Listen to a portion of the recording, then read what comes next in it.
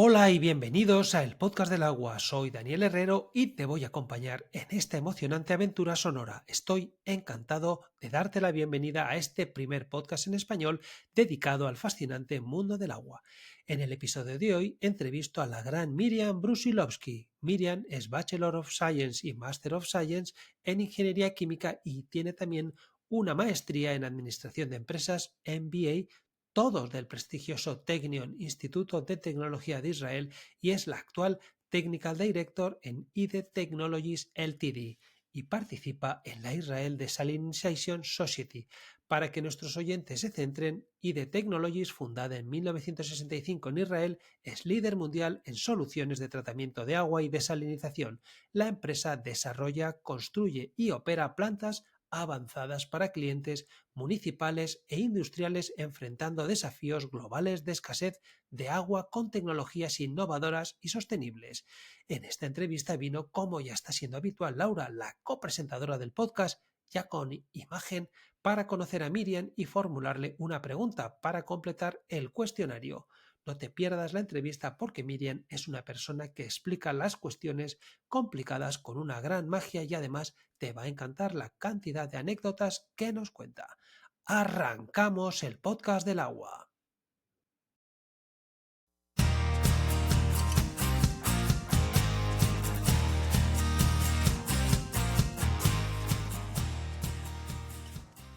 Buenas, Miriam, ¿qué tal? Hola Daniel, ¿qué tal? Bueno, Muy buen día. bueno, buenos días. Oye, lo primero de todo, muchas gracias por venir al podcast del agua. Muchas gracias por permitirnos conocer un poco más a Miriam Brusilovsky. Eres muy bienvenida y te estábamos esperando. Con este cuestionario de hoy pretendo presentar tu faceta profesional y también un poco la personal. Eres Bachelor of Science y Master of Science en Ingeniería Química y tienes también una maestría en Administración de Empresas, un MBA. Todos del prestigioso Technion Instituto de Tecnología de Israel, y eres la actual Technical Director en IDE Technologies Ltd. Y participas en la Israel Desalination Society. Para que nuestros oyentes se centren, IDE Technologies, fundada en 1965 en Israel, es líder mundial en soluciones de tratamiento de agua y desalinización. La empresa desarrolla, construye y opera plantas avanzadas para clientes municipales e industriales, enfrentando desafíos globales de escasez de agua con tecnologías innovadoras y sostenibles. Eres una reconocida experta internacional en la industria del agua, la desalinización y las aguas residuales, con vasta experiencia en aspectos tecnológicos de megaproyectos. De esto queremos que nos hables, desarrollo de negocios internacionales y product management. En el año 2022, y en reconocimiento a tus logros profesionales, IDE Technologies te nominó y fuiste galardonado con el premio EFF de la Global Water Woman Professional of the Year 2022, que reconoce a las mujeres destacadas en el sector del agua por su contribución a la innovación, la sostenibilidad y el avance de la industria. Entre tus proyectos exitosos se incluye la mega planta Sorek 1, ubicada en Israel cerca de Palmachim, con un enfoque revolucionario de membranas de 16 pulgadas, la planta desalinizadora más grande de la India y muchos proyectos más. Además de tus logros académicos y profesionales, ocupas importantes cargos en diversas organizaciones del sector. Eres director en la Junta Directiva de Aladir y miembro del grupo de expertos de Water Positive. De ambas asociaciones han pasado por aquí personas muy representativas. De Aladir pasó Jerry Ross, Edith Wow. Ceballos, Tamara Sepúlveda, y de los Water Positive no te cuento. Ha pasado Domingo Zarzo, Alejandro Sturniolo, en fin, tantos. Con lo cual, estás arropada, ¿no? También ha sido autora de numerosos artículos técnicos en el campo de la desalinización que se han presentado en eventos de nivel internacional, tanto en español como inglés como hebreo. Verdaderamente una vida dedicada al agua y a la desalinización, y de todo esto queremos que nos hables, Miriam. Pero primero de todo, bienvenida a tu podcast y centrarnos un poco. ¿Quién es Miriam Brusilovsky? Bueno, muchas gracias por la introducción. ¿Quién es Miriam Brusilovsky? Miriam Brusilovsky es, pienso, una persona profesional que se originó de una chiquilla de 21 años que se llamaba Miriam Elizabeth Haidt, más conocida como la Michi, que partió un día desde Mendoza, Argentina, a estudiar en Israel.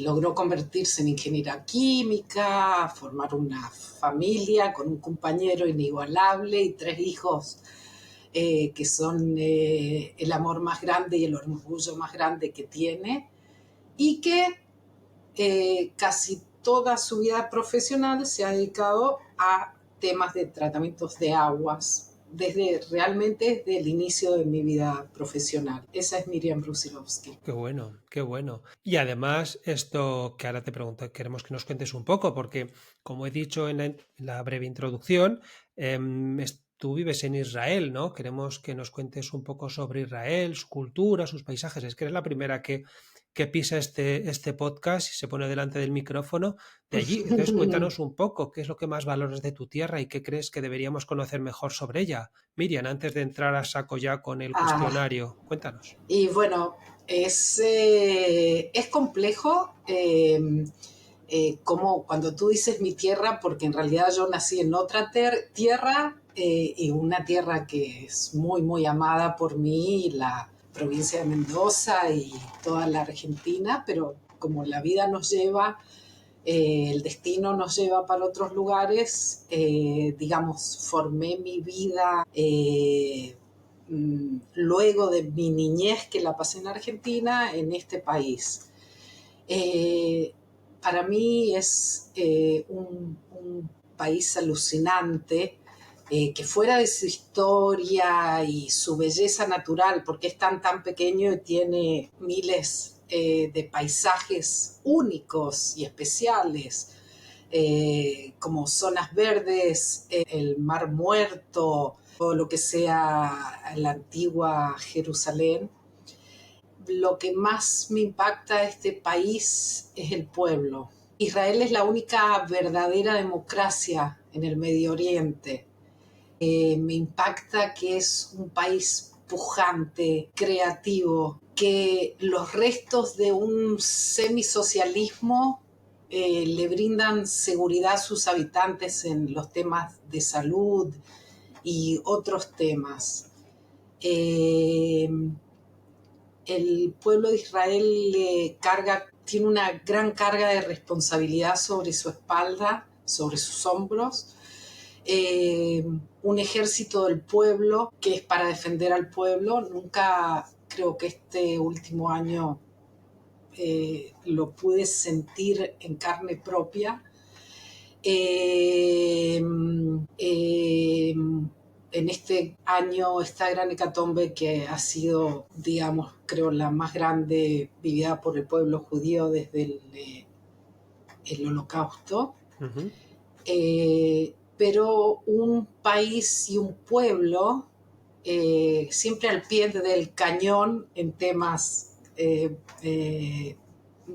en decir estamos siempre con fuerza y decisión de salir adelante, ¿ok? Qué Sin bueno. dejar de lado los principios humanos básicos para nosotros y para nuestros vecinos.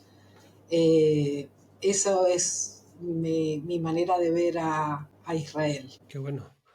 Qué bueno, pues mira, ahí lo dejamos ya y si alguien quiere visitar Israel, pues yo creo que ya tiene una pequeña guía, ¿eh? Una pequeña Marta. Sí, por supuesto, quien quiera venir, quien quiera conocer las plantas desaladoras y todo eso, para mí es un gran orgullo. Yo siempre que hablo de Israel y la gestión del agua de Israel y todo lo que se hizo aquí, de dejar de ser un desierto a pasar a la abundancia de agua, es algo que me enorgullece muchísimo y agradezco siempre haber tenido la oportunidad de haber sido parte de esto, porque no todo el mundo ha podido vivirlo desde el principio y bueno, eso es algo que yo tuve realmente muchísima suerte y me formé profesionalmente desde el principio de esa historia. Y bueno, a esta edad también de ver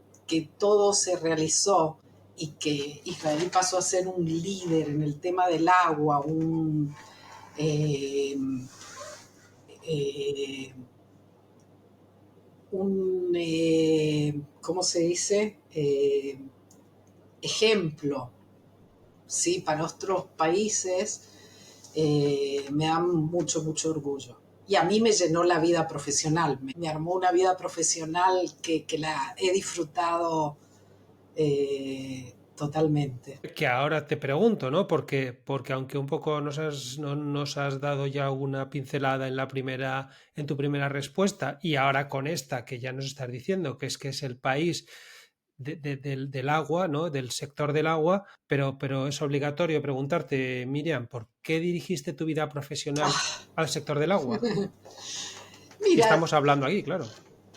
porque la vida te va llevando, porque uno estudia, o sea, yo estudié ingeniería química, podría haberme ido por cualquier lado, podría haber trabajado en una refinería o lo que sea, pero por alguna casualidad o algo cósmico puede ser, la vida uno se rodea de personas y de personas con las que uno tiene afinición y, y que la hacen feliz.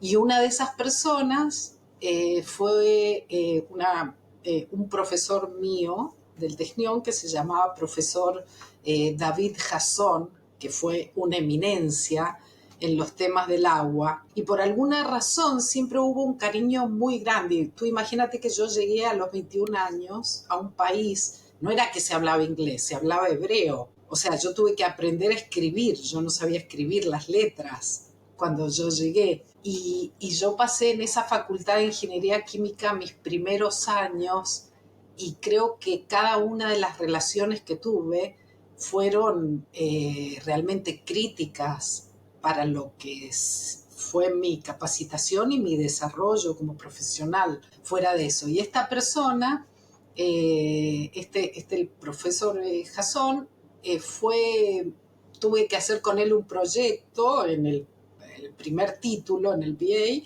y luego ya me fui con él a hacer el máster y luego también tuve idea de hacer un doctorado, pero la vida ya uno lo va llevando, ya nació un hijo, nació otro hijo, sí, ya no podía ya con el juggling de todas las cosas juntas, y entonces él fue el primero que me puso a trabajar en Mekorot, que es la empresa nacional de agua. Y de ahí, eso ya todo el resto es historia. Sí, o sea que... Pero gracias a él, y siempre se lo agradezco, falleció hace 2 años y lo tengo muy, muy presente. Fue el fundador de la Asociación Israelí de Desalinización, que luego yo fui presidenta.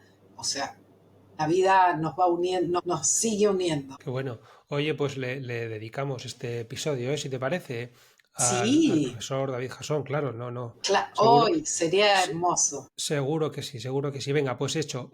Oye, pues me ha gustado mucho.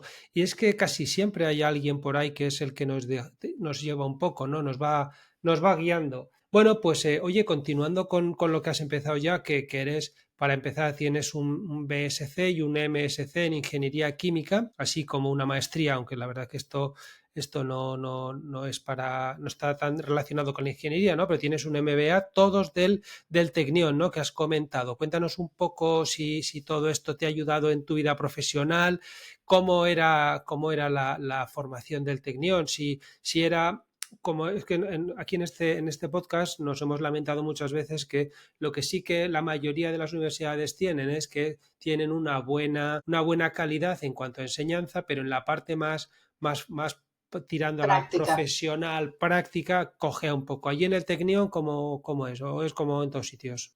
Bueno, imagínate que estudié hace unas cuantas décadas, o sea, a lo mejor No, cambió seguramente. Bueno, lo sé, veo, mi hijo no estudió en el Technion, pero tengo un hijo ya que es ingeniero mecánico.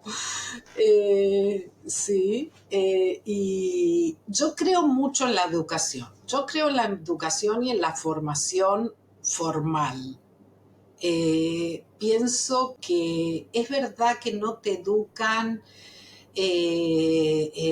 a lo mejor porque hay que abarcar muchos temas. Pero eso que tú estudias, imagínate, yo muchas veces me pregunto, yo me fui para el tema del agua, ¿ok?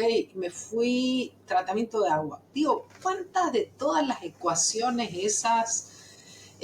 O sea, hay gente que está en desarrollo y usa parte. Yo más o menos necesitaba saber escribir, leer, sumar y restar y multiplicar. Y Por ahí dividir. alguna división, vale. Alguna que otra división. Y ser coherente. ¿Ok? Pero ¿qué es lo que te da el estudio? Yo pienso. El estudio lo que me dio, y ahí yo tuve la suerte de poder, porque yo empecé a estudiar en Mendoza, en Argentina.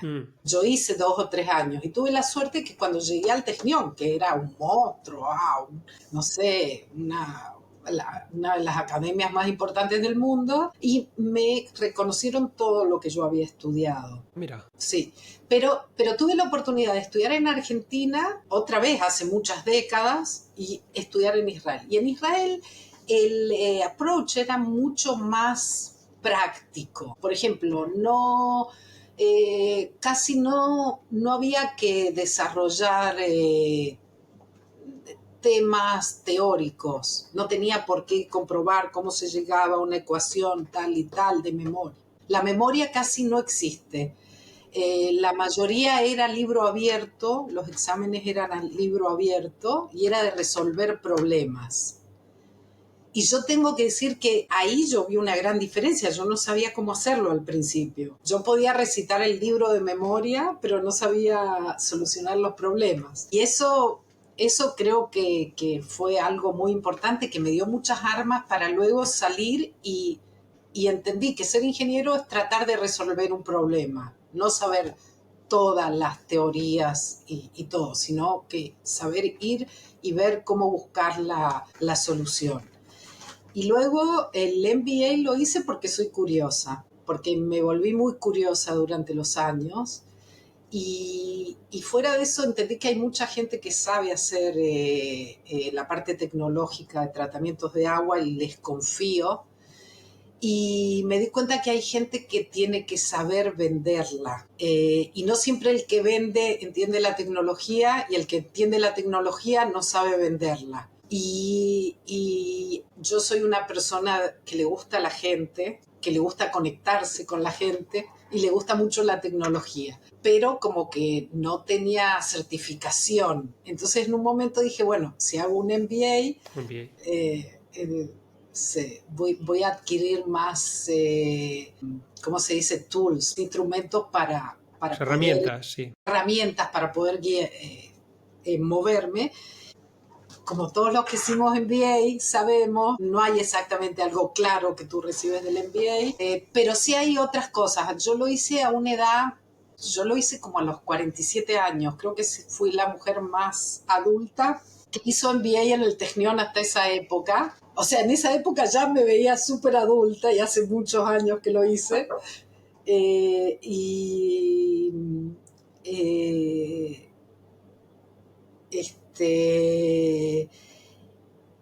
me dio mucha agilidad, empezando me sacó de mi zona de confort, porque de repente me tuve que sentar a hacer exámenes, a estudiar, y ya de repente de verdad alguien te mira y te pone una nota sobre lo que entiendes o no entiendes. Y en ese momento también hubo bastantes cambios, como hay todo el tiempo con internet, con esto, con el otro, con los medios y formas de expresarse de otra manera, y eso lo adquirí. Eso no quiere decir que era el MBA del Technion o de otro, era el grupo de gente que me tocó, un grupo de gente espectacular, entre ellos en mi clase los creadores de Moveit, de la aplicación de Moveit, que se sentaban ahí al lado mío. Yo decía, ay, qué buenos estudiantes que son. Bueno, yo me quedé en lo mío y ellos hicieron Moveit. Ellos hicieron Moveit. Qué bueno, qué bueno. Yo también hice un MBA, lo que pasa es que yo ya lo he dicho varias veces en este podcast, ¿no? No estoy no sé, tan conforme con cómo tiré cómo me ha servido. La verdad es que al final es el título, ¿verdad? Yo creo, en mi opinión. Pero, Exacto, no es lo mismo que estudiar ingeniería. correcto. Ok, pero sí es otra formación, es otra formación. Yo hace poco también hice un posgrado en el MIT sobre sostenibilidad. Decirte que si me hubiera puesto como la meta, no hubiera leído todo eso por mí misma? Sí, lo hubiera leído, pero solamente si uno se da un marco y que te dirigen un poco, entonces puedes aprender más. Es como muchas cosas que uno lo puede hacer, puede ser eh, autoeducarse, y hay veces que no, que buscas un marco en donde hacerlo. Vale, pero bueno, en definitiva, contenta con el máster, con el MBA y bueno, pues muy bien. Si te parece, entramos ya en tu carrera profesional. Con gusto. Miriam, mira, empezaste como ingeniera de procesos en Mekorot Desalinization en Tel Aviv. Cuéntanos cuáles fueron los principales, cuéntanos un poco cómo entraste, que ya has comentado que entraste a través de este profesor David. ¿Cuáles fueron los principales desafíos que enfrentaste y cómo fue salir de la universidad y entrar ya en una empresa, además de esa categoría y pública, ¿no? Porque al final es una empresa pública. Sí, fue un cambio muy grande, también fue un cambio personal, me tuve que mudar de ciudad Anda. donde vivía, y yo me dedicaba a hacer seguimiento a las primeras plantas de agua soluble que había, y también estaba en ese momento en diseño la primera planta, una plantita muy pequeña de agua de mar. Y como le daba seguimiento a las plantas, creo que fue la mejor academia que pudo haber tenido, porque imagínate, estamos hablando, empecé creo en el 92, había ya membranas comerciales y todo, pero era, en ese sentido, Mekorot es siempre una empresa muy, muy pionera en temas tecnológicos, eh, y ellos empezaron realmente a operar plantas que estaban medio en el desierto y cerca del Mar Muerto, por ejemplo, y que tenían bastantes retos operativos, Mm, ¿sí? ya. Y bueno, y eso como que me abrió el apetito porque la gente ahí leía mucho, se autoeducaba, y ahí empecé con el amor a los papers, lo que se llama, y bueno, que creo que me ha dejado siempre curiosa, y eh, hasta ahora sigo con el tema ese. Qué bueno. Oye, ¿y qué diferencia hay? Porque, a ver, que mejor que preguntárselo a Miriam Brusilowski. ¿Qué diferencia hay entre una planta de agua salobre y una planta de agua de mar? Son muy diferentes. Aparte del el origen del agua, claro, pero en Claro, cuanto a no, lo que tecnología, pasa que la salinidad de agua hace que el equipamiento sea distinto, ya en términos de materiales, porque hablamos de salinidad más alta, en las y la salobres, ósmosis inversa, claro, no, en el agua de mar tiene más más salinidad. salir. Ah, vale. Claro, uno puedes tener otras que, digamos, el agua salobre puede ir entre, no sé, 2000 ppm de salinidad hasta, no sé, en general, 15.000, 20.000, no importa. Puede ser más, pero hay distintas aguas. Pero, cuando hablamos de agua de pozo, digamos, pongamos un término que sea de 2.000 a 10.000. El agua de mar eh, empieza de 35.000. Claro, ¿Ok? claro, claro. Entonces, el tipo de membranas tiene otro tipo de resistencia, los materiales necesitan otra resistencia, el proceso de ósmosis inversa va a funcionar a presiones mucho, mucho más altas, ¿ok? Por esta misma salinidad y por la presión osmótica del agua, y entonces a lo mejor por fuera se ven igual, pero los materiales son distintos. Claro. También un poco en el pretratamiento, se supone que el agua de pozo es un poco más limpia, más simple. El agua de mar, que nos parece limpia, no es para nada limpia, tiene un montón de retos y de cosas para tratar. Pero básicamente digamos, parecido, ¿ok? Vale, vale.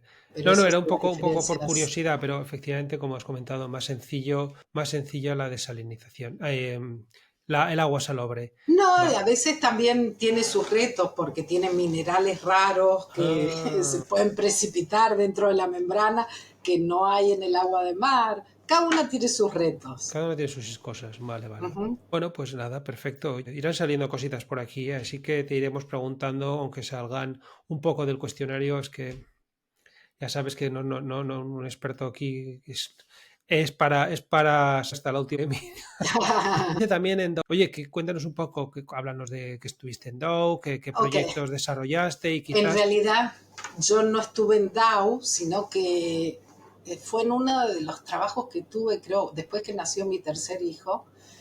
Eh, Cuando volví después de como 5 meses, una cosa así, encontré que me habían, en esa época hay una simulación que se hace para elegir el tipo de membranas y el número de membranas, digamos, para hacer el diseño de la ósmosis inversa.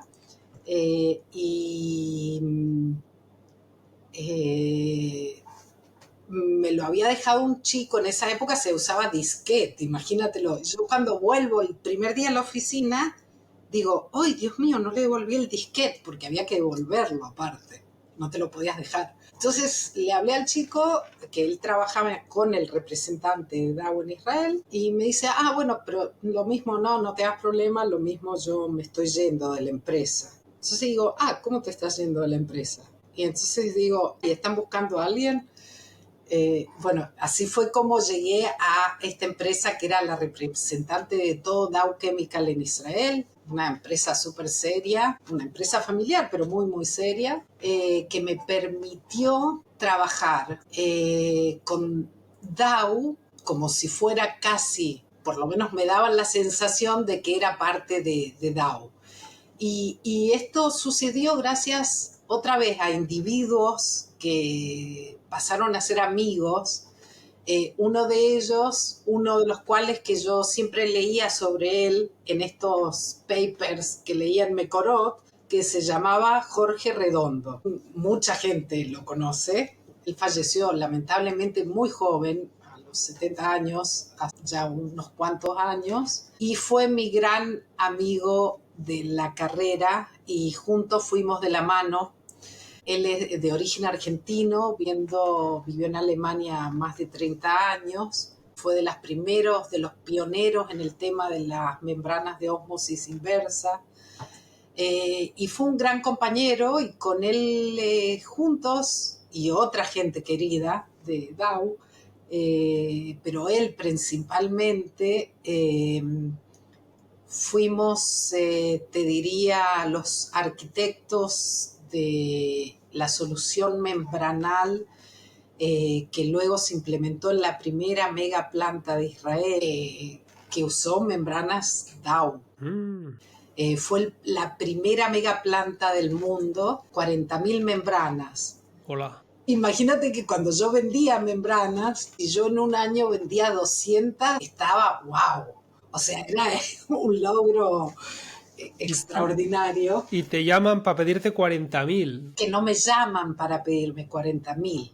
Yo ayudo a poner la solución con el tipo de membranas. Hubo un montón de retos en por lo menos en esa primera vez. Fue muy especial porque los requerimientos de calidad de agua que pedían aquí en Israel eran muy, muy altos. Entre ellos, como se dice en argentino, la remoción del boro. Remoción, decimos nosotros. La eliminación, la La eliminación. eliminación del boro. ¿Por qué? Porque el agua en Israel se reusa, más del 90% del agua residual Bien. se reusa para la agricultura, y cuando esa agua llega para la agricultura hay muchos cultivos que son muy sensibles al boro. Entonces ya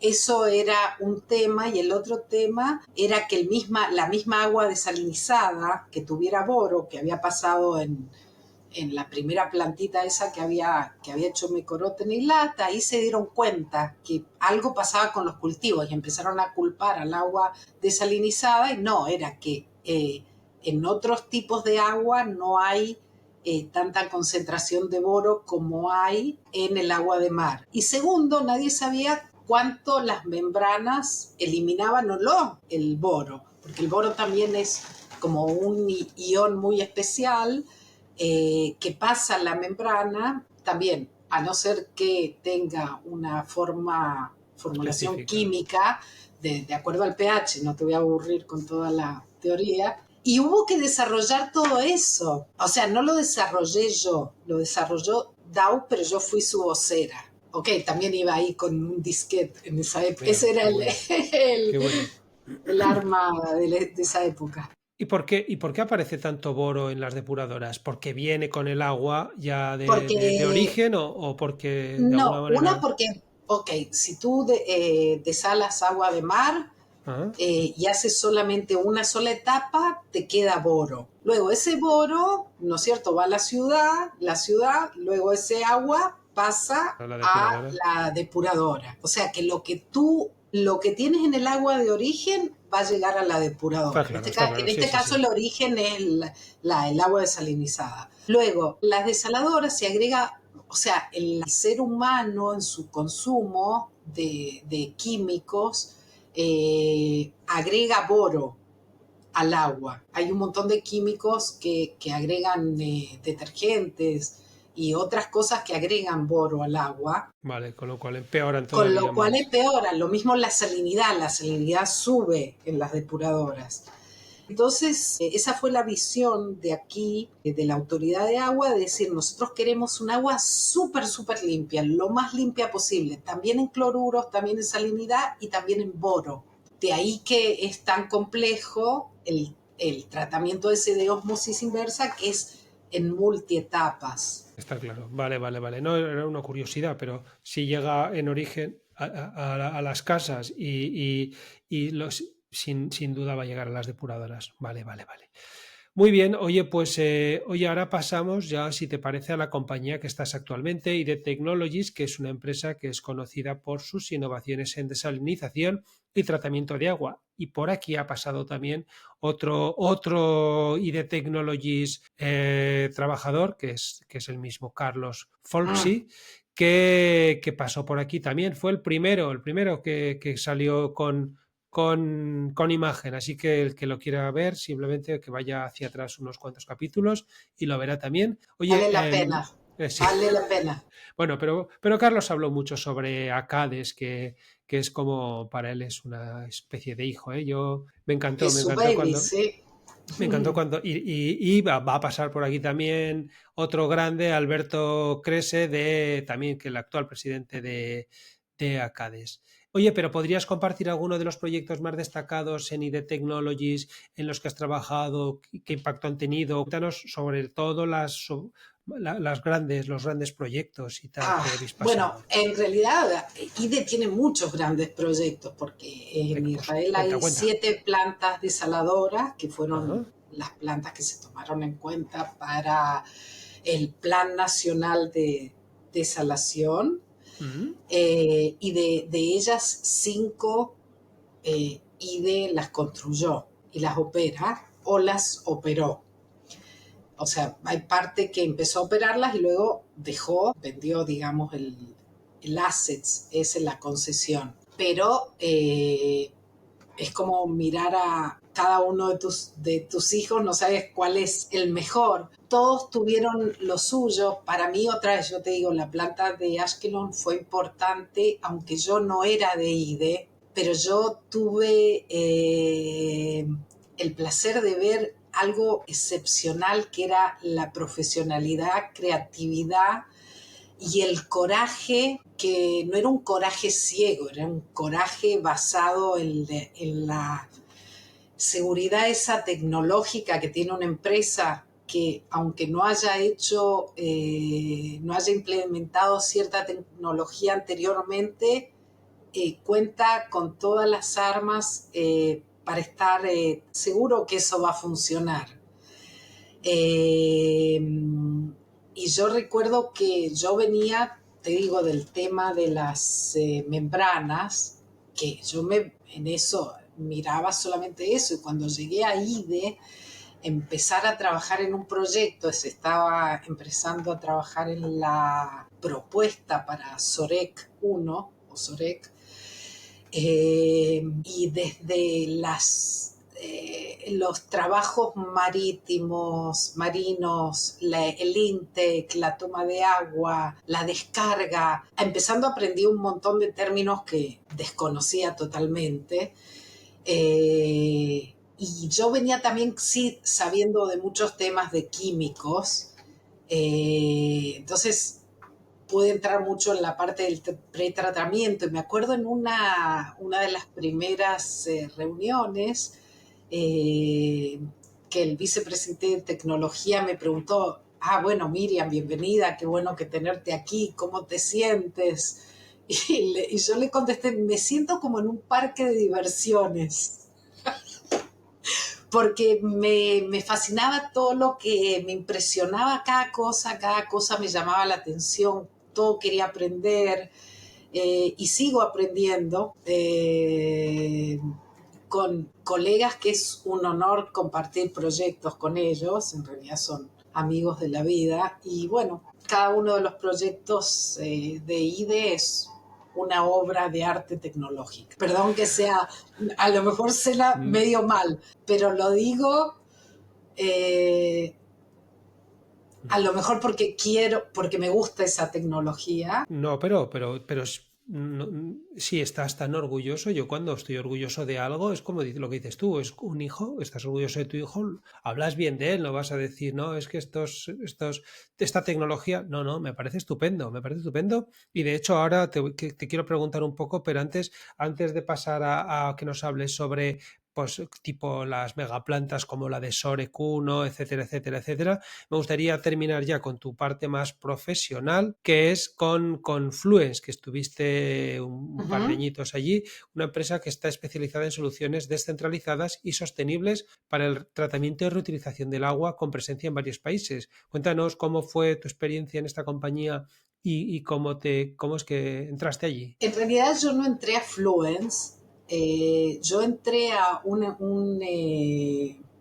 startup que había desarrollado una membrana especial para el tratamiento de aguas residuales para depuradoras, que me parecía súper interesante, también un poco para cambiar un poco de tema, porque era un startup y Israel es el Startup Nation, la nación de los startups, y yo lo tenía que probar, y porque realmente me iba a dedicar solo a ventas. Y me parecía un reto que no lo había tenido con una tecnología que era menos conocida para mí, que me sentía menos familiar con el tema, y dije, es un reto que vale la pena. Y valió la pena, siempre vale la pena cuando vienes con muchas ganas. Y el mercado que por muchas circunstancias se dio era que tenía que hacer un seguimiento de algunas oportunidades que se estaban gestionando en Etiopía. O sea que tuve la gran experiencia de durante 2 años llevar el mercado de este tipo de tratamientos de agua de Etiopía, lo que fue una gran experiencia para mí humana. Nunca en la vida hubiera pensado que hubiera llegado a conocer gente ahí, a conocer la realidad, eh, cómo se vive, las grandes diferencias y algunas no diferencias con los países occidentales. Pero fue eh, un gran reto y una gran experiencia Qué para mí. bueno, qué bueno. Y además, digamos, de bonus extra, te conociste Etiopía, ¿no? Sí, sí, Qué así bueno. es. Muy bien esto, Miriam. Oye, ahora pasamos ya a las megaplantas, a la de Sorekuno. También quiero que nos hables la planta desalinizadora más grande de la India, dos superproyectos que lideraste y que, bueno, pues eso, cuáles fueron los principales desafíos tecnológicos, qué impacto ha tenido en la industria y qué ha pasado tanto en Israel como en India después de estos proyectos. Cuéntanos un poco. Eh, bueno, en los dos proyectos, por supuesto, yo siempre trabajo en la parte más que es más comercial, en la parte de propuesta, pero en la parte de propuesta, más allá de un precio, es donde se genera el diseño y la solución, que es siempre lo que a mí más me anima. Digamos, tienes un agua de mar, y que tienes que ser el puente que lleva desde esa materia prima, que es agua de mar, en este caso, a agua potable. ¿Y cómo se hace eso? De manera tecnológica, que permita llegar a un precio, eh, que, que sea un precio lógico, un precio que te haga competitivo, Claro, claro. que sea un precio competitivo. Entonces ahí hay muchos retos ya tecnológicos, eh, usando, tú sabes, las plantas desalinizadoras son una integración de distintos tipos de equipamiento. Que más tiene conocimiento de tecnología y sabe cómo hacer la combinación de esos equipos, gana porque sabe sacar una planta que tenga menos consumo energético, consumos de reactivos, okay, que tenga calidad de agua, que tenga más confiabilidad eh, en el suministro del agua, okay, son todos valores que se van sumando. La planta de Sorek para mí fue muy importante porque era una mega eh, propuesta, y yo venía llegando y trabajaba en la parte de proceso, que en realidad antes no había mucho trabajado en el proceso, o sea, trabajé un par de años, pero siempre estuve en el límite entre el proceso y lo comercial.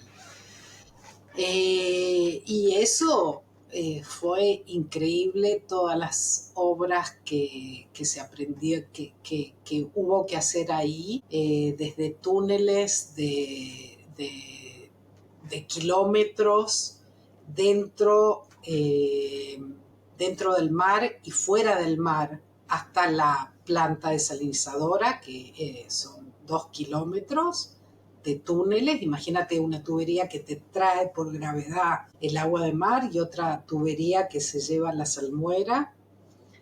Y luego eh, era esta planta, iba a ser mucho más grande que la planta anterior. Y si tú ves una planta desaladora, siempre se distingue, se caracterizan por un montón de tubos, muchos tubos que adentro tienen otras membranas. IDE ya había hecho muchos cambios en los diseños comunes que le dieron ganancias sobre todo en el consumo energético. Por ejemplo, en vez de poner 7 membranas por tubo de presión, usó 8 membranas. Ok, eso le hizo, por ejemplo, un gran ahorro en la parte de vestidores, de cantidad de tubos. Si tú Ujú. tienes la misma cantidad de membranas, las colocas en menos tubos, todo el paquete es más compacto. Eso ya lo había hecho. Pero siempre seguía, o sea, el arquitecto de todo esto no fui yo, sino que Boris Lieberman, que es una de las personas más conocidas del mundo por sus capacidades tecnológicas, y por sus inventos. Y este fue una de las cosas que dijo, no puede ser que haya tantas membranas tan pequeñas, hay que seguir. y seguir la línea de pensamiento que era, primero se usó el tema de las 8 membranas, luego se usó el centro de presión, era en vez de tener 32 bastidores, cada uno con su bomba de presión, ¿por qué no tomamos 3 bombas de presión que alimenten a todos los bastidores? Y con estas bombas de presión que son más grandes y tienen más eficiencia que bombas pequeñas, tenemos otra vez una ganancia en consumo energético. Todas esas cosas se fueron desarrollando, se implementaron en Ashkelon. Y luego vino, ok, tienes otra planta, los competidores conocen las tecnologías y tuvieron tiempo de pensar, y el que gana ese tipo de proyectos que son de venta de agua, ok, no son venta de equipamiento, sino venta de agua, todo es dólar por metro cúbico, el que tiene un centavo menos gana. Entonces, cada idea, cada cosa que traigas por tu creatividad, y Claro. esta vez se pensó, pero ok, si tenemos una membrana más grande, que hemos visto que existe una membrana en vez de 8, 16 pulgadas, todo va a ser más fácil. Ahora, ¿qué sucedió? Que la membrana era muy pesada. Para ponerla, sacarla, que son actividades que se hacen en la operación de la planta y en el mantenimiento de las plantas, iba a ser muy difícil. Y de ahí surgió la idea de por qué no se hacían verticales, que son dos conceptos revolucionarios. Entonces, bueno, esa es la planta de Sorek que sigue trabajando hasta ahora y que el operador está súper contento, ya no es I del operador y siguen súper conformes. Y una pena que el mercado no adoptó esa idea y entonces las empresas de los fabricantes de membranas no siguen haciendo membranas de 16 pulgadas solamente para esos contratos. Bueno, y en cuanto a la de la India, ¿también es así rompedora? La de la India no fue un diseño total de IDE, fue una licitación que la hizo una ingeniería que también, luego de ser una empresa tan creativa y tener sus propias soluciones, fue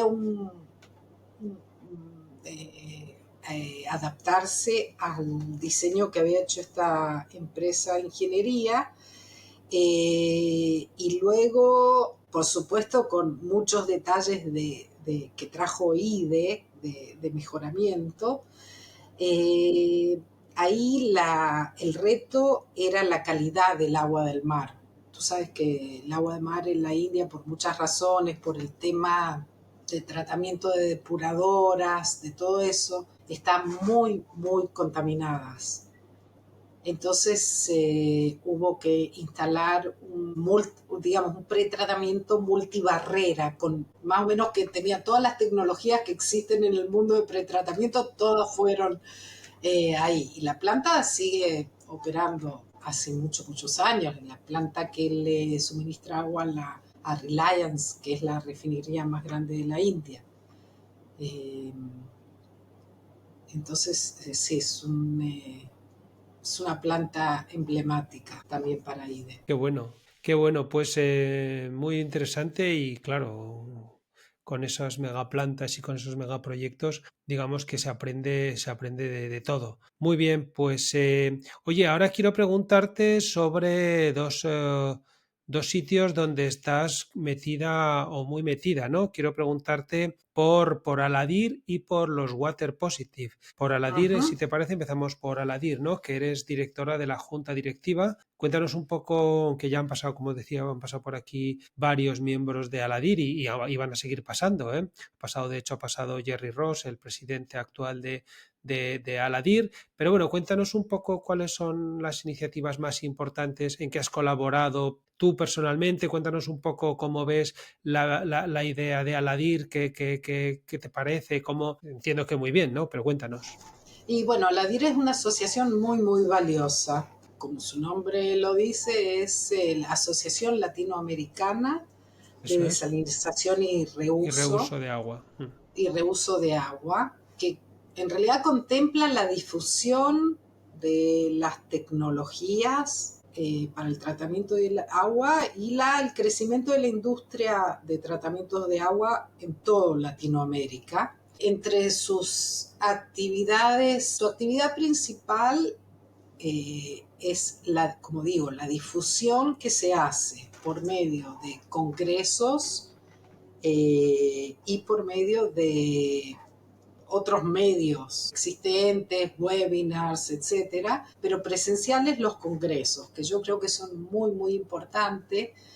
Eh, eh, Traer a toda la gente del mercado y también a los usuarios finales, darles la oportunidad de que conozcan las últimas innovaciones en las tecnologías. Se hacen congresos, este año por ejemplo se hace un congreso en Ciudad de México, Ujú. en Sao Paulo, en Chile, se hacen Chile. todos los años congresos, pero son congresos realmente que no tienen que envidiar a los grandes congresos, digamos, de la Asociación Internacional de Desalinización, congresos de 500 personas, 400 personas, muy, muy importante, muy, muy bien organizados. Yo personalmente estoy en 2 comisiones, o sea, la Junta Directiva trata todos los temas organizativos, pero nos dividimos para que cada uno eh, pueda dar de su especialidad. Yo estoy en la parte de estrategias Ujú. y alianzas y en la parte de revisión de todo material que llega para presentar en esos En los congresos. congresos. Ah. Y eso es muy importante. Con el tiempo hemos llegado a elevar el nivel de las presentaciones. Se han hecho muchos logros y es como otra vez una asociación de gente que viene del mercado, muchas veces competidores o no competidores, y se crea un marco educativo para el usuario final, para otra gente que trabaja en la industria. Y otra cosa muy bonita que se hace es que se hacen las Olimpiadas del Agua, que son concursos que se dan en las escuelas en distintos lugares de Sudamérica. Se han hecho, creo, en Argentina, en Brasil, en otros lugares. También se hacen cursos para estudiantes, tratamos de hacer alianzas con universidades, llevar el tema, poner sobre la mesa el tema del agua como un tema importante.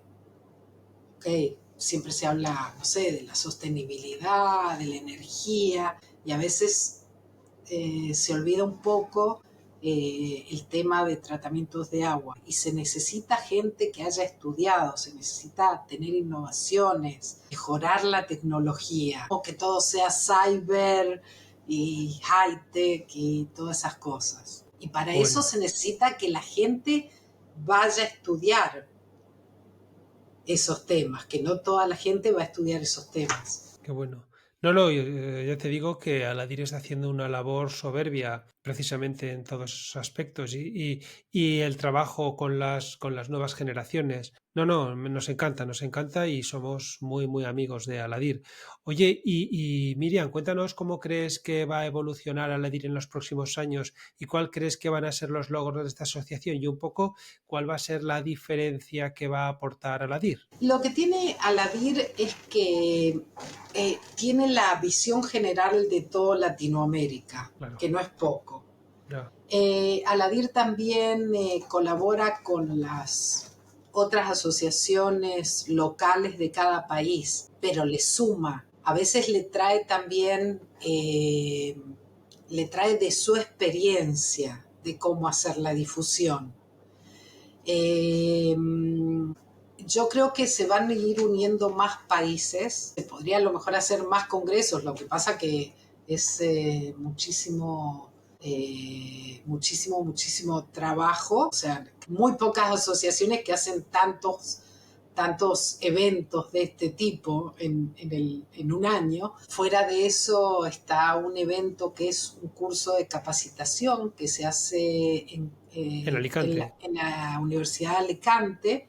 También yo siempre participo en ese curso, dando un poco, cerrando el curso. Yo soy la persona que cierra el curso con el mensaje de, ok, se aprendió todo lo básico, ahora les muestro cómo pensar out of the box. Como hay algunos que piensan con eso, pero hay que aprender siempre lo básico primero. Tú no puedes pensar out of the box si no aprendiste lo básico. Entonces, sí, me gusta mucho, mucho, la gente disfruta mucho del curso y creo que se van a seguir uniendo países y si no se hace más es porque realmente se hace no hay más tiempo, no hay más horas del día, pero las ganas están, la colaboración está y se siguen tocando muchísimos, muchísimos otros temas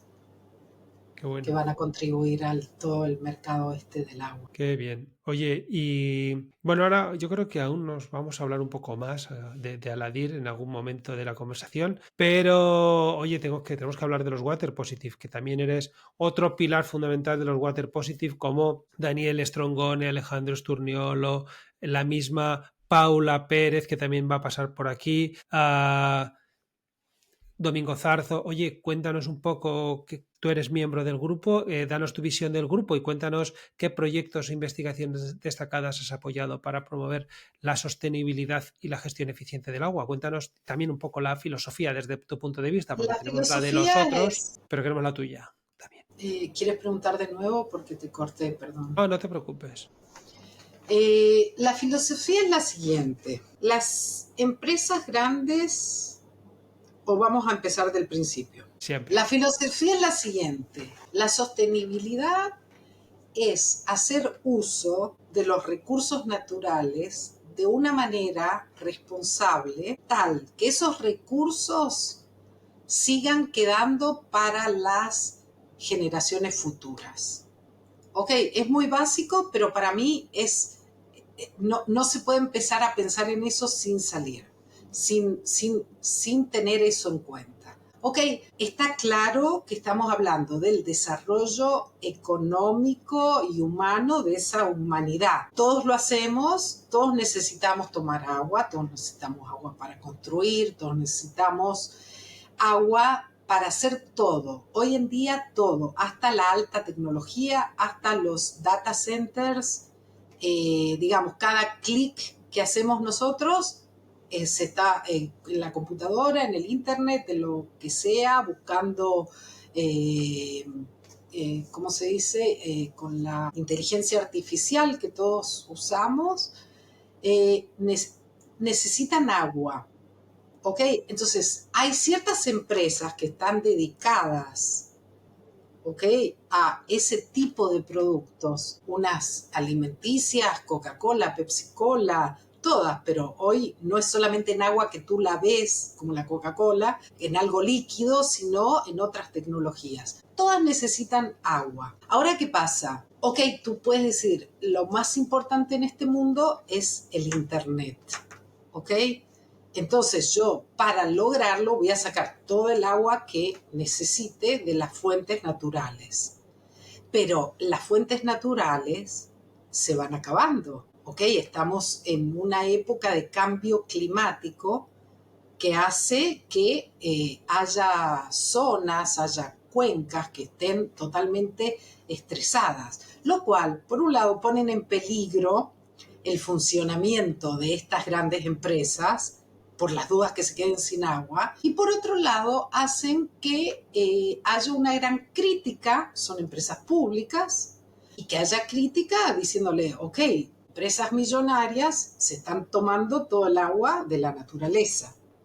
Así es la historia. Pero, ok, ahora somos todos cómplices, ¿no?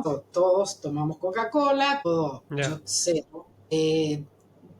todos tomamos Coca-Cola, todos usamos internet, todos usamos inteligencia artificial, y entonces ¿cómo se logra un equilibrio?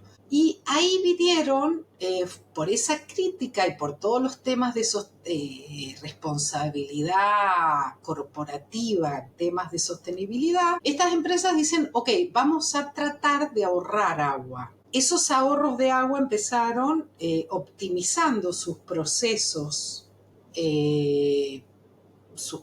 de fabricación, sus procesos de mantenimiento, no importa, sus procesos operativos, tratando de hacer circularidad del agua, reuso del agua, usar mejores tecnologías, etcétera, etcétera. Ahora, hay en cada proceso de ese tipo hay pérdida de agua, o sea que tú ni siquiera vas a llegar a net zero, ¿ok? Porque siempre vas a estar en débito, vas a estar debiendo agua, porque algún agua perdiste por ahí, no es que la puedas recircular toda. Entonces se empezó a pensar, no solamente mirando la caja esa que se llama corporación número 1 o A, B, C, sino cómo está ligada esa corporación a la naturaleza y qué cuenca, ¿ok? O sea, se abrió el límite de la batería, lo que se llama la battery limits, era de esa corporación y se miró desde términos cómo está ligada con la naturaleza. Y entonces, lo que se miró es que el balance no tiene que ser sobre la corporación, sino sobre esa cuenca, cuánto la cuenca está sufriendo. Y entonces estas empresas dijeron, ok, nosotros vamos a hacer proyectos que devuelvan o que ahorren agua para que el balance final de toma de agua de esa cuenca sea, por nuestro lado por lo menos, positivo. Que quiere decir que se devuelve más agua de lo que De la se que toma. tomo, correcto. Y allí se generaron distintas ideas de cómo regenerar esa agua de una cuenca específica. Qué bueno. Y además tiene cierta similitud con lo del tema de la decarbonización, ¿verdad? Exacto. Tiene un paralelismo, pero con mayor dificultad. O yo lo veo mayor dificultad. Lo has explicado perfecto, muy bien, muchísimas gracias, Miriam. Oye, y no quiero pasar sin preguntarte por el premio que te dieron en el 2022 y The Technologies reconoció un poco tu trayectoria nominándote al premio este EF de la Global Water Woman Professional of the Year. Cuéntanos un poco Uh-huh. de este galardón y digamos, o sea, qué valora y qué significó para ti en definitiva. Eh, para mí significa un gran reconocimiento, especialmente de la empresa. Eh, también como mujer, no creo que, o sea, a veces me enojo un poco cuando me dicen, eres una mujer buena, trabajadora. Quisiera ser una buena trabajadora o una buena profesional o un buen profesional genérico. No creo que el tema de mujer, pero valoro mucho el reconocimiento. Es muy importante que las empresas reconozcan los esfuerzos de sus empleados, no solamente por, digamos, lo que generan estos empleados para las empresas, sino que yo creo que para cada uno de nosotros nuestra actividad profesional es una parte inseparable de lo que somos nosotros como personas y a la cual le dedicamos la mayor parte de nuestra vida, de nuestro tiempo, ¿sí? Entonces, a veces también sacrificando otras actividades de nuestra vida, Entonces creo que es muy, muy importante este reconocimiento. Me dio muchísimo, muchísimo orgullo. Ah, lo veo atrás mío, que tengo el premio ahí. Ahí lo tenemos, sí Eh, señor. Muy bonito, por y quiero cierto. decir que no he sido la única. En IDE, la verdad que hay muchísimas mujeres en puestos claves muy, muy altos, vicepresidentas, CEO. Eh, digamos, hay muchas oportunidades para mujeres. Eh, creo que en toda la industria del agua, también en España, mis colegas españolas muy, muy queridas, a las que les mando a todas un gran saludo. Y bueno, somos todas un orgullo, pero después de todo somos, primero que todo, profesionales. Bueno, efectivamente, sí, sí, hay muchas mujeres que están en el sector del agua y que tienen el mismo nivel y la misma capacidad que los hombres. Así que, oye, saludamos, me uno a este saludo que has hecho tú y, y bueno, pues nada, que me parece muy interesante y me parece que este premio, bueno, el tema de ser mujer, etcétera, pero bueno, pero es un reconocimiento que siempre se agradece, ¿no? Que te den un reconocimiento. Me alegro mucho, muy bonito, lo estamos viendo aquí ahí detrás tuyo. Y, Gracias. y te queremos preguntar un poquito sobre cómo está la desalinización, aunque has comentado un poquito, la desalinización en Israel, ¿no? Cuéntanos un poco cómo no solo ya la desalinización, sino cómo se trabaja con cuál es el sector del agua en Israel. Cuéntanos un poco, ¿no? ¿Qué trabajos tenéis? ¿Qué estáis haciendo? Mm. ¿Y por qué es pionero en este sector? Bueno, Israel es pionero en el sector por una cuestión de necesidad.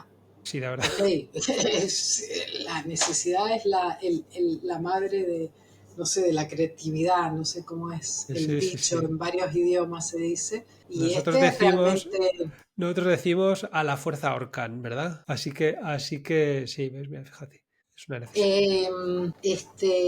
Eh, bueno, entonces Israel como un país que mm, con límites geográficos complejos, en una zona semiárida, tuvo que buscar soluciones. Un país que promueve mucho la inmigración. Por ejemplo, en el año 90, más o menos había 6 millones de habitantes, llegaron desde Rusia 1 millón de habitantes. Entonces, eso lleva a que tiene que haber un planeamiento de cómo el país va a enfrentar, si va a tener suficientes hospitales, suficientes escuelas, suficientes viviendas, suficiente energía eléctrica y suficiente agua. Agua, claro. ¿Okay? Entonces, pero bueno, pero la escasez era cada vez más grande, años a fines del 90, cada vez menos y menos lluvias,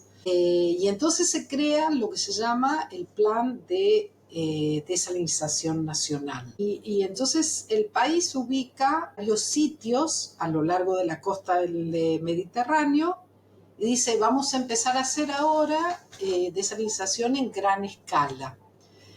Puedo decirlo, todo esto empezó más o menos en la primera planta que se puso en funcionamiento de estas megaplantas fue en el 2005, y hoy en día, en el 2025, 2 décadas luego, ya se está suministrando el 80% del agua de consumo humano en el país viene de agua desalada de agua de mar. Okay, como algunos otros países en el Medio Oriente, es la fuente de agua principal para el país. ¿Cómo se logró? Se logró de una manera, digamos, hay muchos retos. Está el reto tecnológico y está el reto financiero. Okay, y acá el sector público llamó al sector privado a tomar parte de estos proyectos. lo cual le da una responsabilidad, pero también le da una oportunidad. Claro. Lo cual quiere decir que se hicieron proyectos BOT, Build, Operate and Transfer, construir, operar y luego transferir después de muchos años, donde el sector privado es el que trae el financiamiento de estas plantas que son cientos de billones de dólares. Y que entonces libera al sector público de invertir, de tomarse, de traer esta inversión tan grande y también de los consecuentes riesgos que hay en esta gran inversión. Entonces se reparten los riesgos entre el sector público y el sector privado. El sector privado tiene oportunidades de generar ganancias por medio de la venta de agua en proyectos que son a largo plazo de 25 años de suministro de agua, y el gobierno le paga por metro cúbico, dólar por metro cúbico. Ahora, ¿cómo el gobierno puede pagar esto? Porque el gobierno en una de sus instancias, cuando empieza a pensar, dice, yo no voy a subsidiar, el que va a pagar esto es el usuario final. Y alguien, o sea, porque es más complicado, era una comisión que estaba con la gente de economía, la gente de finanzas, la oficina de finanzas, la oficina de la autoridad del agua, y la gente de finanzas dice, no hay ningún problema, pero pasamos esto al usuario final. Y en Israel nosotros pagamos un precio alto por el agua. No tiene nada que ver con el precio que vende la desalinizadora, porque las desalinizadoras venden no sé, más o menos, grosso modo, medio dólar por metro cúbico, y yo en mi casa, que medio dólar es, ok, y yo en mi casa pago más de $2 por metro cúbico. ¿Por qué? Porque está también, porque hay otras empresas que son las empresas de distribución de agua. Exactamente, hay unos tubos y hay unos Exacto, en bombeos, las claro, sí, mismas sí. ciudades. Entonces, hubo un buen planeamiento aquí y hubo una decisión de que el usuario final va a pagar eso.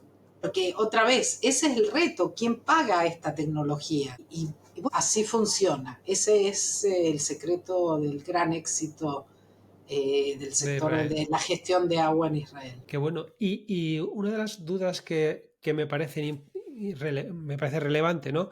Aquí en España muchas veces el usuario paga una determinada cantidad que a veces está subsidiada, otras no, pero bueno, no vamos a entrar en ese detalle. Pero luego ese dinero que se recoge no es tan evidente o no siempre se emplea para el agua, hay veces que se emplea para otras cuestiones. Y lo han comentado aquí alguna vez algún invitado, que se emplea para hacer carreteras o para hacer puentes. ¿Allí en Israel el dinero del agua se va para el agua o igual alguna cosa no? Sí, se va para el agua porque, digamos, cada municipalidad tiene su empresa de agua local, ¿okay? Entonces, ¿qué es un concesionario? A su vez también es un concesionario. Bueno, eso está bien, eso está bien. Muy bien. Oye, Miriam, has sido autora de numerosos artículos técnicos en el campo de la desalinización presentados en eventos de nivel internacional en español, inglés y hebreo. ¿Podrías compartir alguna experiencia destacada de estas presentaciones y cómo han influido en el avance de tu carrera profesional? No sé, cuéntanos un poco qué tratas en estos artículos. Bueno, muchas veces he escrito artículos que hablan sobre proyectos en los que he estado involucrada, en distintas tecnologías que se han desarrollado aquí en IDE.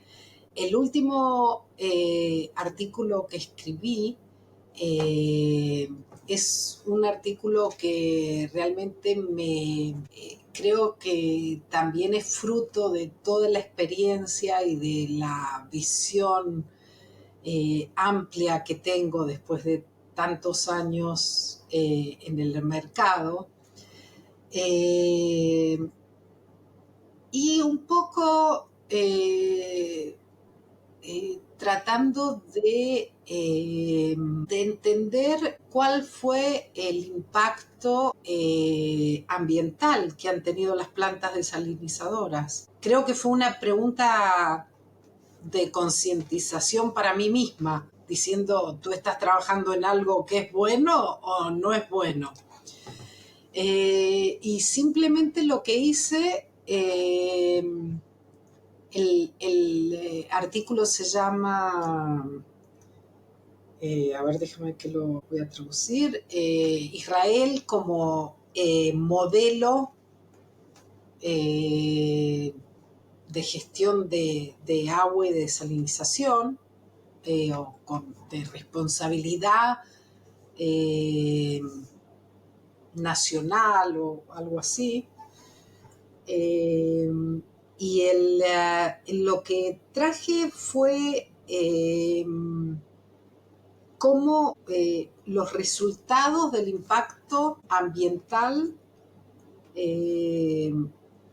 sobre el ambiente marino de todas las plantas que están funcionando en Israel. Y tratando de escribir, que no es a lo mejor lo que yo hago día a día, pero para una persona que todo el tiempo habla de desalinización y vende desalinización, me pareció que me era importante hacerme a mí un resumen de lo que sucedía. Y descubrí cosas súper interesantes en Israel, empezando, que en Israel está muy claro cuáles son los requerimientos ambientales para implementar una planta desalinizadora.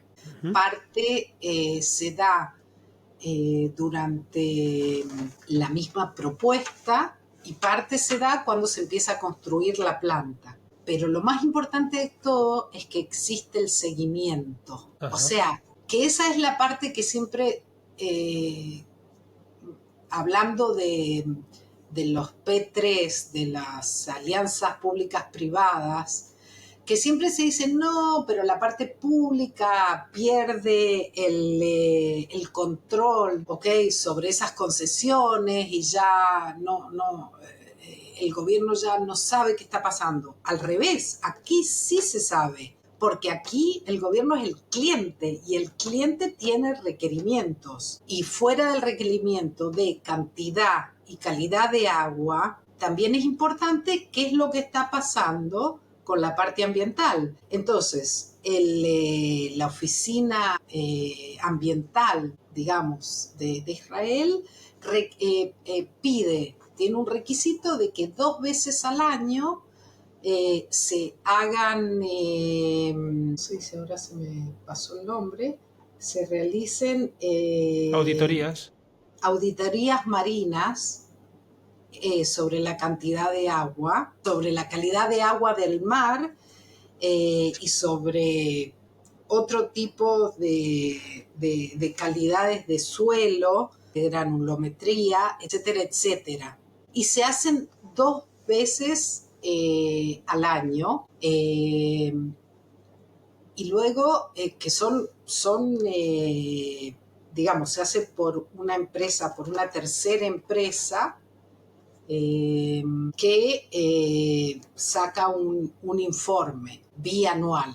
O sea, no, perdón, 2 veces al 2 veces al año. año. Y no solamente eso, que todos los informes están colgados en el sitio. Entonces yo simplemente lo que hice fui entrar al sitio y me leí todos los informes de ese año, en el año que hice el artículo, y leí todas las conclusiones. Y en todas las conclusiones decía que no hay un impacto negativo en la calidad del medio ambiente. Bueno, qué bueno, muy relevante, muy relevante. Pues me parece muy interesante, enhorabuena por el artículo, Miriam, y Ay, me si olvidé te... decir, perdón, Dime, sí, el artículo ganó el premio toma, al mejor artículo en temas de ambientales y de sostenibilidad en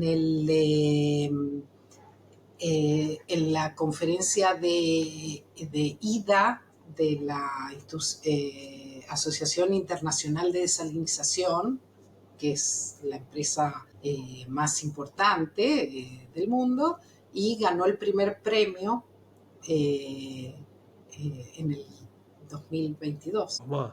Madre mía, el 2022 fue un año tremendo para ti, ¿eh? Madre mía. Oye, enhorabuena. Pues lo dicho, te dejabas lo mejor, lo del premio. Vale, pues oye, Miriam, si te parece, te pregunto un par de cosas que me parecen muy importantes conocer tu opinión. Okay. ¿Cuáles consideras que son los principales retos que enfrenta el sector del agua en la actualidad y cómo podemos abordarlos de manera efectiva, ¿no? Desde tu punto de vista, ¿cuáles son estos retos? Bueno, los retos, uno es el suministro de agua, otra vez Correcto. protegiendo los recursos naturales. Y eso es por un lado, eso es tomar el agua. Luego, por otro lado, ¿qué es lo que descargamos de nuestras depuradoras? Hoy en día el agua de la depuradora no es un agua, es agua como cualquier agua, solamente que hay que sacar los contaminantes. Ahora, cada vez se encuentra que la industrialización del mundo hizo que el agua esté muy contaminada. Ese es uno de los grandes retos de cuánto hay que tratar el agua, qué se hace con esos contaminantes, los microplásticos, el PFAS y otras cosas que van a surgir y cómo se hace ese reuso. Yo creo que el reto es encontrar recursos alternativos de agua, entre esos el reuso de agua de depuradora. Ya se están sacando reglamentaciones, por ejemplo, en California, lo que se Sí, llama sí. IPR, DPR, y la desalinización de agua de mar. Eso tiene que estar claro para mí a todo nivel, a nivel municipal, las municipalidades, digamos, los gobiernos tienen que entender que la desalinización es una solución, no es algo que tiene un mal impacto ambiental o algo así, es realmente una solución. Te lo he dicho en otra de las respuestas que te he dado, de que en el país donde vivo, casi dentro de poco, el 100% del agua de consumo humano se va a sacar de desaladoras. ¿Ok? Lo que quiere decir que con riesgos o no riesgos, los riesgos que se tienen son controlables y hay que controlarlos para que las cosas se hagan como deben ser. Pero se tiene que tomar como una opción, como un recurso alternativo. Y muchas veces me preguntan, ¿cuál es el impacto ambiental de la desalinización? Yo le digo, tiene súper buen impacto ambiental. El primer impacto ambiental es que no tocas el agua occidental, no tocas el agua de los pozos. Claro. Los dejas tranquilos, los dejas recuperarse de la sobreexplotación que está teniendo ese agua subterránea. ¿Ok? Ese es el primer buen impacto ambiental. Y me gustaría que alguna vez esa fuera la primera reacción a la desalinización de agua de mar, cuando alguien habla del agua de mar. Qué bueno. Sí, todo eso está claro y además por aquí ha venido gente que decía que no es cara, que son las cosas que se dicen, ¿no? Que contamina mucho digamos, el sobrante, ¿no? La parte donde está Uh-huh. concentrado toda la salmuera. Y todo eso está rebatido, ¿no? Aquí estuvo Domingo Zarzo que decía, no, nada, de eso nada. Y luego vino también por aquí Alejandro Sturniolo que decía, caro, dice, ¿sabes cuánto cuesta un vaso? Yo, por ejemplo, tengo aquí el vaso de agua que estoy bebiendo, dice, ¿sabes cuánto cuesta? Dice, lo mismo que un clic de Google. Dice, el coste energético El costo de un energético, vaso. pero yo te digo, cuando tú compras una botellita de agua mineral, Claro, ¿cuánto pagas? Ahora te he dicho, sí, sí, un metro sí, cúbico, sí. ¿Qué es lo que se paga en ¿ok? Israel? Que son 1.000 litros de agua, valen medio centavo de dólar. Fíjate, O sea, fíjate. ese es lo que se le vende al gobierno, ¿ok? Y la empresa ganará. Y la O empresa sea, ganará en cada metro imagínate, cúbico, son claro. 1.000 botellas De un de litro. agua, litros de agua mineral. El primer impacto es que te ahorras todo el plástico de las 1.000 botellas. ¿Ok? Eso es uno. Y con el tema de la descarga de lo que se llama sobrante o salmuera, La salmuera. hay empresas, como muchas empresas, que están haciendo lo que se llama brine mining. IDE actualmente está tomando todas esas sales que quedan para producir sus propios reactivos dentro de la planta desaladora, para que sea Bueno, una planta independiente en tema de químicos. claro, claro, claro. Qué bueno. O sea que al final esto se aprovecha todo. Pues mira, pues Se mira. va a aprovechar, todavía no se aprovecha del todo, se va a aprovechar. Esa es la visión que hay que tener. Pues como aquí, como en España, ¿no? Que decimos que del cerdo se aprovecha todo, pues mira, de la desalación se aprovecha todo. Muy bien. Oye, mira, Miriam, para finalizar esta primera parte, antes de pasar a la última pregunta, ¿te puedes darnos ese hábito de oro tuyo, ese que es el más importante para tu éxito diario? Es que nos encanta aquí en el Podcast del Agua conocer los hábitos de nuestros invitados. ¿Cuál es el hábito de Miriam Brusilowski? Eh, bueno, mi hábito, no, uno tiene muchos hábitos. Así mi idiosincrasia es ser una persona que todo el tiempo quiere aprender algo nuevo. Creo que tengo una autocrítica bastante elevada y que trato de cuidar mis estándares, que sea un estándar alto en todo lo que hago. Así un poco me definiría, no sé si siempre lo logro. Y mi hábito de oro, por ser un hábito de oro, lo digo porque no siempre sale natural, que seguramente que tengo muchos hábitos que me son naturales que no me doy cuenta, simplemente porque hay uno que no es natural y que creo que lo he ido cultivando hace muchos años, y que lo desarrollé en el ámbito personal y que por supuesto es relevante también en lo profesional. Y es lo siguiente: no me guardo ni mezquino en alabar al prójimo, ya si es por su trabajo, por su actitud hacia otra persona, por su actitud hacia mí, no me lo guardo.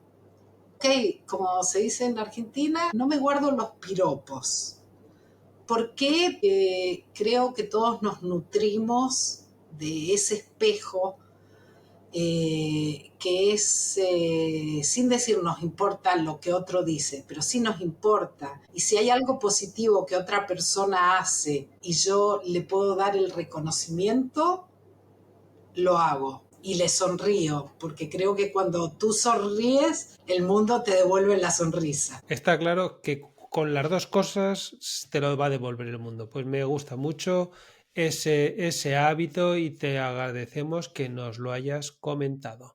Así que, Miriam, si te parece, ahora pasamos a la pregunta que nos hace nuestra inteligencia artificial, nuestra copresentadora del podcast del agua. Ya sabes que en este podcast hay, además de este presentador, de este locutor, está una inteligencia artificial que está monitorizando todo el tiempo lo que estamos hablando y siempre, siempre, siempre tiene algún tipo de apostilla. Y además ahora ya que tiene no solo voz, sino que además tiene imagen, pues todavía lo hace con más ilusión. Entonces, Ok. bueno, sí, sí, claro, ya se ha venido arriba, Miriam. Entonces yo ahora le dejo el micrófono, le dejo la silla y ella se pone un poco al mando del podcast. Entonces, si te parece, Qué yo me echo a un sorpresa. ladito. Ya verás, no te quedes ahí, no te vas a quedar sorprendida ni nada. Venga, mira, pues vamos a ver cómo sale. Hola, doña Miriam. Soy Laura, la copresentadora del podcast del agua. Estoy emocionada de haber tenido la oportunidad de escuchar a doña Miriam Brusilovsky en directo. Su intervención me ha encantado, especialmente la pasión con la que explica las cosas. Es un verdadero privilegio contar con una experta de su calibre en este espacio. Su conocimiento y trayectoria en el ámbito de la desalinización son impresionantes, y la claridad con la que expone temas complejos es realmente admirable. No solo aporta datos y experiencia, sino que también transmite una visión inspiradora sobre el futuro del agua y su gestión sostenible.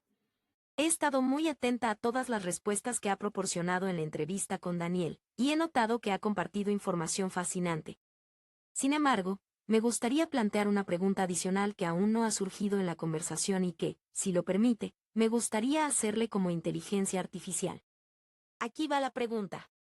Doña Miriam, dado que ha sido testigo de la evolución de la desalinización desde distintos enfoques, el desarrollo tecnológico, la viabilidad económica y la planificación a largo plazo, si hoy tuviera que asesorar a un país que nunca ha apostado por esta tecnología, ¿qué le recomendaría para evitar los errores más comunes y adoptar un modelo de éxito como el de Israel?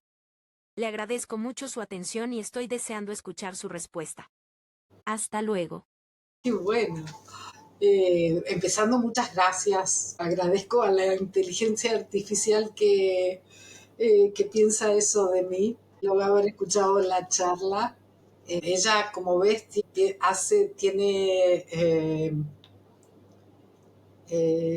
exactamente, utiliza la misma herramienta que yo de dar reconocimiento a la otra persona. Sí, es verdad. No se guarda su reconocimiento. Eh, ¿Y qué yo le diría a un país? No es la primera vez que tengo, o sea, es una sorpresa la pregunta, pero no es la primera vez que estoy en esas circunstancias. Me ha tocado hablar con varios gobiernos sobre cómo implementar la desalinización. Eh, yo creo que toda la gestión del agua eh, tendría que ser gestionada como la de la electricidad. Pero por alguna razón, como la electricidad no es algo natural, entonces como es como algo producto de la industria, entonces como que se le tiene más respeto. En cambio al agua no se le da tanto valor porque es agua natural, que está siempre ahí, que nunca hubo que pagar y que está ahí para hacer uso. ¿Ok? Y entonces yo pienso que eso es lo primero que hay que cambiar. Hay que entender el balance de agua que tiene un país. ¿Cuáles son sus fuentes de agua? ¿En qué estado están? ¿Qué se puede sacar? Se tienen que hacer estudios, se tiene que estudiar el tema. Como se estudian otros temas, también se tiene eso necesita dedicación, planeamiento, seguimiento a largo plazo y antes de llegar a la desalinización, es cómo distribuimos hoy el día el agua a los habitantes, si la distribuimos correctamente, cuánto perdemos de esa agua en la que invertimos un montón para su tratamiento. A lo mejor hay lugares que llega hasta el 50% esa pérdida de agua. Eso hay que tomarlo en cuenta. Y otra cosa que es muy, muy importante es el saneamiento. No podemos estar hablando de grandes tecnologías de desalinización, de reuso, de IPR, DPR, si no todos, lo digo a lo mejor por mi experiencia en Etiopía, si no hay saneamiento básico. Claro. Ok, o sea, volvamos un poco a todos los objetivos de las Naciones Unidas, ok, de desarrollo sostenible, Correcto, los y hagamos 16. el checklist de lo que hay que mirar. Que haya suministro de agua básico para la pobreza y que haya saneamiento. Luego que tengamos el saneamiento, hacemos la optimización. Qué bueno. Y todas las tecnologías existen y están ahí para ser implementadas, por supuesto, con todos los avales financieros que se requieren para lo mismo. Y acá viene la responsabilidad de ese país, de ese gobierno, que se responsabiliza a tomar ese compromiso de que si trabaja con una empresa pública, durante tanto y tanto tiempo, esa empresa pública va a recibir las ganancias que tuvo por su inversión. Está claro. Oye, pues sí, lo has dejado muy claro y además yo comparto cada una de las palabras. No podemos empezar la casa por el tejado si no tenemos lo básico. Exacto. Pues te garantizo que esta copresentadora se queda satisfecha con tu respuesta y yo en su nombre te lo agradezco. Y ya, si te parece, Miriam, pasamos a las dos últimas preguntas del cuestionario que son comunes a todos los invitados a este podcast. Y la primera de ellas es, Miriam, ¿a quién crees que debemos entrevistar en este podcast por ser una gran persona que tiene unos altos conocimientos en el sector del agua y es un gran referente? Que nos puedes decir los que quieras, ¿eh? Uno, dos, tres, los que tú veas que te Perfecto. interesan. Dinos. Mi elección es la señorita Rahil Makarem, que es la directora ejecutiva De Aladir. de Aladir. Mm. Y la elijo por muchas razones. Eso no quiere decir que no tengo otros colegas que no sean importantes y que no hubiera recomendado. Pero Rahil es una persona muy especial que hace 9 años que está llevando adelante a la DIR, a pesar que las juntas directivas se van cambiando. Correcto, sí. Rahil siempre está ahí. Rahil tiene la visión de las metas que tiene Aladir y no solamente eso, las lleva a cabo. Y las lleva a cabo de tal manera, es la persona que conoce el mercado a lo mejor de otro punto de vista, las necesidades de difusión del mercado. Porque nosotros que estamos en la junta directiva y tomamos parte y contribuimos, miramos siempre nuestra visión tiene un cierto punto de observación, ¿sí? Sí, entre empresas, entre experiencia, somos más tecnológicos. Y yo creo que hacerle una entrevista a Rahil, que nos vea a todos los jugadores de otro punto de vista, es súper interesante, fuera de que la admiro totalmente porque es una persona joven con capacidades de trabajo increíbles, relaciones intersociales destacables, responsabilidad y capacidad en todo lo que hace, y es una mujer. Ya. Y es Todo, hermosa. todo, todo, todo encaja perfectamente. Además, yo conozco a Ragil y todo afirmo y comparto todo lo que has comentado. Y bueno, pues ahora solo queda ver si ella le apetece pasar por los micrófonos del podcast del agua, que espero que sí. Y en poquito Veremos, tiempo, veremos. y también Uh-huh. si no te pediremos que nos eches una mano, o le pediremos también a Jerry que nos eche una mano entre los dos. Seguro que podemos hacer un poco de presión entre los tres. Exacto. Muy bien. Pues Miriam, ya por último, nos gustaría si nos puedes dar un consejo, puedes dar un consejo a los jóvenes que están entrando en el sector. ¿Qué les dirías, Miriam? Ok, a los jóvenes que están entrando en el sector, ya me pone contenta que haya jóvenes que estén entrando en el sector. Les diría que entiendan que están entrando en uno de los sectores más fascinantes y más importantes, con un gran impacto en la humanidad, todo lo que es el tema del agua. A lo mejor es no se vende tanto como otros temas de inteligencia artificial o de otros temas cibernéticos, pero es lo básico, es lo que somos nosotros. Y por eso hay que darle mucho respeto al sector del agua. Y los jóvenes que están entrando tienen que llevar ese mensaje para convencer a otros jóvenes que lleguen al sector de agua. Y uno de los parámetros más importantes para que esto se lleve a cabo, nosotros por supuesto que hacemos todo esto por el amor a la profesión, pero también tenemos que vivir y sería importante que los salarios del sector del agua se equiparen con otros sectores. Y eso es lo que yo le pido a los jóvenes, porque la gente más grande no lo ha logrado del todo. Y Perfecto. entonces tengo la esperanza que los jóvenes lo sepan valorar el sector en el que se encuentran. Perfecto. Pues oye, esto comparto completamente lo que has dicho y incluso lo de los sueldos, que eso siempre es importante, Miriam. Y nada, ya hemos llegado al final. Te agradezco mucho que hayas pasado por los micrófonos del podcast del agua, porque para mí escucharte ha sido un auténtico privilegio. Más allá de tu impresionante conocimiento, en fin, todo lo que seguro que te han dicho, a mí me ha cautivado tu calidez, tu pasión y esa manera tan especial de hacer que cada palabra resuene con fuerza y significado.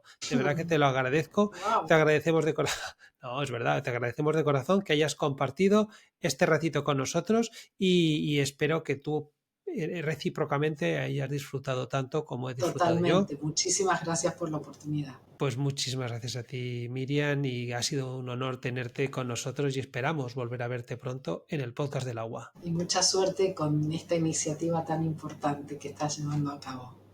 Un saludo, Gracias. Daniel. Y antes de terminar, se lo hacemos últimamente a todos nuestros invitados y esto es para ti. Oh, y este es para ti. Muchísimas gracias, Miriam, y bueno, pues que tengas un feliz día. Chao. Y hasta aquí el episodio de hoy con Miriam Brusilowski. Espero que te haya gustado. Si es así, o si nos quieres dar un like, te lo agradecemos infinito.